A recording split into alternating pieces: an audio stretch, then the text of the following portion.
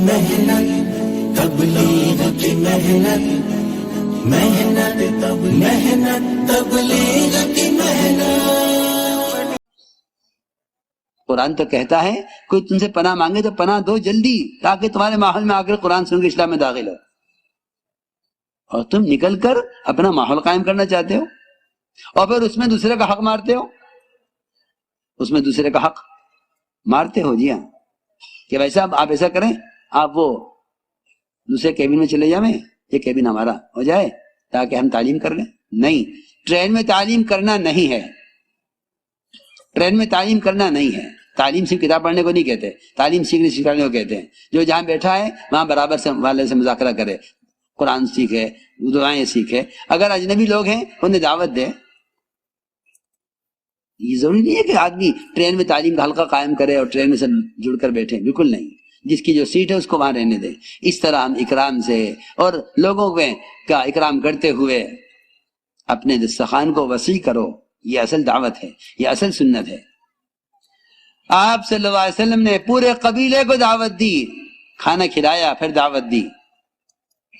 جن میں ایک قبیلے کا ایک آدمی ایک بکرا کھایا کرتا تھا تنہا، اتنے بڑی زیادہ خوراک تھی، کافر کی خوراک زیادہ ہوتی ہے۔ ایک بکرا ایک آدمی کھاتا تھا، آپ نے ایک بکرے کا اگلا پیر جس میں گوشت کم ہوتا ہے وہ بنایا، 14 چھٹانک جو کا آٹا بنایا، اس کی روٹی بنی، یہ سالن بنا، اور پورے قبیلے کو بلایا۔ جس قبیلے کا ایک آدمی ایک بکرا کھاتا تھا، یہ سب کھانا کھا کے فارغ ہو گئے، پیٹ بھر گئے، لیکن کھانا بچ گیا۔ یہ آپ نے برکت اور معجزہ دکھلایا۔ اس لیے میں عرض کر رہا ہوں کہ یہ سنت ہے کہ تم کھانے پر دسترخوان کو وسیع کرو اور لوگوں کا اکرام کرو، اکرام کر کے دعوت دو۔ یہ ہمارے جماعتوں کی نقل و حرکت کا اصل کام یہ تھا۔ یہ بیچارے بخیلوں کی طرح پھرتے ہیں، اپنے کھانے، اپنی چائے، اپنا انتظام۔ یہ کوئی دعوت ہے؟ دعوت تو دوسروں کو کھلانے کا نام ہے، خود کھانے کا نام دعوت ہے۔ اس طرح ہم نکلنے کے زمانے میں خوب اکرام کریں۔ اب جماعت جہاں پہنچی ہے وہاں جماعت جا کر نمازوں کا اہتمام رکھیں۔ ٹرینوں میں سنت چھوڑنا سنت ہے، سواری پر سنت کو چھوڑنا سنت ہے، سوائے فجر کی 2 سنتوں کا اس کا اہتمام کرنا ہے، اور 2 رکعت فرائض کی، اور 3 رکعت عشاء کے بعد واجب کی، اور 3 رکعت مغرب کی، بس فرائض کا اہتمام کریں۔ اس طرح سے ہمیں جہاں کا رخ بنا ہے وہاں جماعت جائے۔ مسجد سے ابتدا کریں، سب سے اہم بات یہ ہے، مسجد میں سنت کے مطابق داخل ہوں، سامان ایک طرف رکھے قرینے سے۔ وہاں کے امام صاحب، مؤذن صاحب جو بھی ہیں انہیں مشورے میں ضرور ساتھ لیں، ان سے ملاقات کریں، انہیں اپنے اعتماد میں لیں، مسجد کا ادب کریں، مسجد کا پانی خود بھر دیں، مسجد کی سب خود بدل دیں۔ ہم اللہ کے مہمان ہیں اور مسجد اللہ کا گھر ہے، مسجد اللہ کا گھر ہے۔ اللہ کے گھر کی ذمہ داری ہم پر ہے۔ مشرکین مکہ نے بیت اللہ بنایا جو ساری مسجدوں کا قبلہ ہے۔ جی ہاں، ہمیں چاہیے اللہ کے گھر کا خود اکرام کریں، اللہ کے گھر کا خود اکرام کریں۔ یہ کمیٹی کا گھر نہیں، اللہ کا گھر ہے۔ اس زمانے میں تو یہ ساری ذمہ داریاں کمیٹی کی ہو کر رہ گئی، حالانکہ ہر مومن کے ذمہ ہے۔ صف نہیں مسجد میں صف بچھا دوں، پانی نہیں پانی بھر دوں، جھاڑو لگا دوں۔ عمر رضی اللہ تعالی خلافت کے زمانے میں قباء کی مسجد میں جھاڑو لگانے کے لیے مدینے سے جاتے تھے۔ یہ ہمارے کرنے کے کام ہے۔ اس لیے جہاں جائیں وہاں جماعت کے ساتھی مسجدوں کا احترام کریں، مسجد صاف رکھیں، امام صاحب وہاں کے اور مقتدی اور وہاں کے مؤذن صاحب سے ملاقات کریں اور انہیں مشورے میں ساتھ لیں، اور مقامی لوگوں کو، ذمہ داروں کو مشورے میں شریک کر لیں تو سب سے بڑی بات ہے۔ اس طرح ہمیں 24 گھنٹے کا ایک نظم اپنے کام کا بنانا ہے۔ مشورے کا بہت اہتمام کریں۔ ذمہ دار کو چاہیے ساتھیوں سے رائے لیں، ساتھیوں کو چاہیے ذمہ دار کو رائے دیں، اپنی رائے پر اصرار نہ کریں، اللہ کی طرف متوجہ ہو کر سوچ سمجھ کر رائے دیں، اور مقامی ساتھیوں سے ضرور رائے لو، اس لیے کہ کام رہبری مقامی آدمیوں سے ملے گی۔ اپنی رائے پر اصرار نہ کیا جائے، جو رائے دیں اس رائے پر اللہ سے استغفار بھی کریں کہ اللہ میں رائے دی ہے تو اس رائے میں خیر پیدا کر دے، اور میں نفس کے شر سے میری رائے کو میری نفس کے شر سے بچا لے۔ اس طرح اللہ کی طرف متوجہ ہو کر ہمیں مشورے میں اہتمام سے رائے دینی ہے. امیر کو چاہیے ساتھیوں سے رائے لیں، کسی کی رائے کو ہلکا نہ سمجھیں، کسی کی رائے کی تحقیر نہ کریں، کسی کو رائے دینے والے کو خاموش نہ کریں،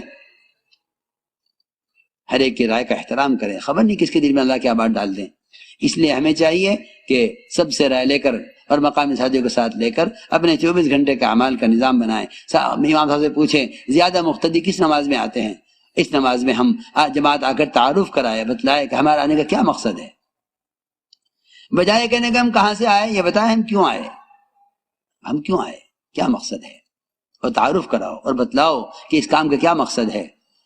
اللہ کے بندوں کو اللہ سے جوڑنا، اللہ کے بندوں کو اللہ کے فرائض پر لانا، یہ ہماری ذمہ داری ہے. اس طرح تعارف کرا کر مقامی لوگوں کو اپنے ساتھ لے کر پھر گشت کی ترتیب بنائیں، اور گھر کے ہر فرد سے ہر گھر پر ملاقات ہو، ہر گلی میں ملاقات ہو. اس طرح مسجد سے باہر محنت کا ماحول قائم کریں. ہمارے کام عمومی گشت ریڑھ کی ہڈی کی طرح ہے، اس پر سارا کام اس گشت پر موقوف ہے. حضرت فرماتے تھے اگر گشت قبول ہو گیا، اگر گشت قبول ہو گیا تو دعائیں قبول ہوں گی، گشت قبول ہو گیا تو دعائیں قبول ہوں گی. گشت کی قبولیت کے لیے ہے کہ ہم، جس طرح میں نے شروع میں عرض کر دیا کہ ہماری محنت اصل مسجد کے ماحول میں لانے کے لیے ہے.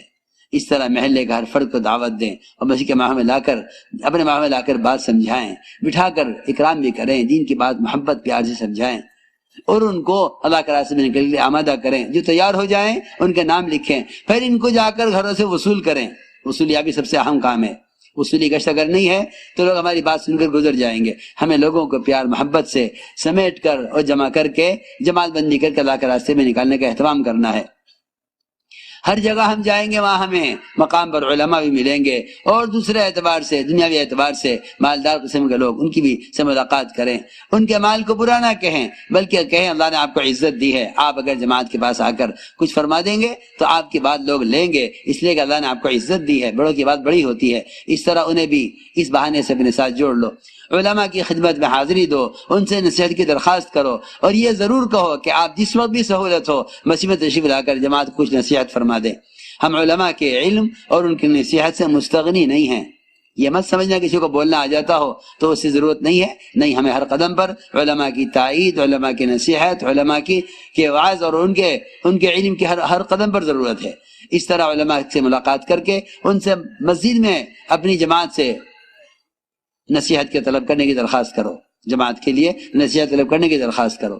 وہ آنے سے عذر کریں تو ان سے پوچھ لیں کہ اگر آپ مناسب سمجھتے ہیں تو جماعت خدمت کے لیے اور زیارت کے لیے گھر پر آ جائے. اگر وہ کہتے ہیں کہ نہیں مسجد آ جاؤں گا تو پھر اور اصرار نہ کیا جائے، کیونکہ علماء خود دین کی خدمت میں، تعلیم اور تعلم میں مشغول ہیں. اس طرح ہمیں ہر جگہ خصوصی ملاقاتیں بھی کرنی ہیں. اور اسی طرح میرے دوستوں، میں عرض کر چکا تعلیم کے ساتھ تعلیمی گشت، کہ مسجد میں تعلیم کا عمل ہو اور باہر ملاقاتوں کے ذریعے جہاں جاؤ اپنی جماعت کو 2 حصوں میں تقسیم کرو. یہ بہت اہم بات ہے. جہاں جاؤ اپنی جماعت کو 2 حصوں میں تقسیم کرو. ایک حصہ آپ کی جماعت کا مقامی لوگوں کے ساتھ، اور ایک حصہ مقامی لوگوں کا آپ کی جماعت کے ساتھ. یہ 2 جماعتیں بن جائیں گی، آپ کی جماعت کا آدھا حصہ اور مقامی لوگ، آپ کی جماعت کا دوسرا حصہ اور مقامی لوگ. ایک مسجد میں ہو، باقی لوگ باہر محنت کریں. یہ 2 جماعتیں بنانی پڑیں گی تاکہ مقامی لوگوں کے سامنے مقامی کام عملی طور پر آئے. مقام کے لوگوں کو ساتھ لے کر، انہیں ساتھ لے کر گشت کرنا، انہیں ساتھ لے کر مسجد کی آبادی کا عمل کرنا. یہ نہیں کہ یہ تو جماعت کام کرے گی، نہیں، جماعت تو کام لینے کے لیے ہے، اور کام جب لیا جاتا ہے جب نئے لوگوں کو ساتھ لے کر کام کیا جائے. یہ کام لینا ہی کام سکھلانا ہے. کام کے مذاکرے مت کیجو، بیان نہ کیجو کام کے. یہاں تو بات سمجھائی جا رہی ہے، وہاں کرنے کا میدان ہے، یہاں سمجھنے کی بات ہے. ایسا نہ ہو کہ تم جا کر مسجدوں میں لوگوں کو جمع کر کے مذاکرے کرو مسجد کی آبادی کے. نہیں، مذاکرے سے بات سمجھ میں نہیں آئے گی، بات عمل سے سمجھ میں آئے گی. اس لیے جہاں جاؤ وہاں کے مقامی لوگوں کو ساتھ لے لو، اور پھر اپنے ساتھی ان کے ساتھ جوڑ کر ملاقاتیں کراؤ. ان کے 2 ساتھی آپ کے ساتھ آج مسجد میں ہوں، کل باہر کی محنت میں ہوں، تاکہ انہیں معلوم ہو کہ مسجد میں آنے والوں کا کیسے استقبال ہو، کیسے سمجھایا جائے. اس طرح ہر جگہ مقامی لوگوں کو ساتھ لے کر مسجد کی آبادی کا عملی طور کر کے دکھلانا ہے. ہر جگہ سے نقد جماعتیں 4 مہینے کی بعد جم کر ہر جگہ رکھو. یہ مت سمجھنا کہ جگہ نہیں ہے، قلوب اللہ کے ہاتھ میں ہے. ہمیں ان کے دلوں کو اس کام کی طرف راتوں کی دعاؤں سے اور دن کی محنت سے اس طرف پھیرنا ہے. یہ شیطان یہ کہے گا نہیں نہیں نہیں 3 دن کی بات کر لو بس. ہاں یہ شیطان کا مشورہ ہوگا. یہ آج کل لوگ سمجھتے ہیں کہ یہ حکمت کی بات ہے کہ بھئی تم 3 دن کی بات کرو بس، زیادہ بات نہ، زیادہ لمبی تشکیل نہ کرو. یہ شیطان کا دھوکہ ہے. ورنہ صحابہ کی سیرت میں حضور اکرم صلی اللہ علیہ وسلم کی خود اپنی سنت میں یہ بات ہے کہ آپ نے نئے سے نئے آدمی کی تشکیل آخری تشکیل کی ہے. واصل بن اسقاء کو آپ نے یہ کہا تھا ہمارے ساتھ مستقل رہنا چاہتے ہو یا اسلام قبول کے گھر جانا چاہتے ہو. یہ ہجرت کی 2 قسمیں ہیں، 2 سطحیں کام کی. ایک نئے آدمی کو پورے وقت کے لیے تیار کرنا بھی حدیث میں ہے. اس لیے میں نے عرض کیا کہ آپ ہر جہاں جائیں. وہاں الیاس صاحب والے نے جماعت بھیجی تھی کراچی اس زمانے میں جب کام پوری طرح کام تعارف پر بھی نہیں تھا، اور فرمایا تھا جماعت سے کہ 4 مہینے سے کم کی بات مت کرنا.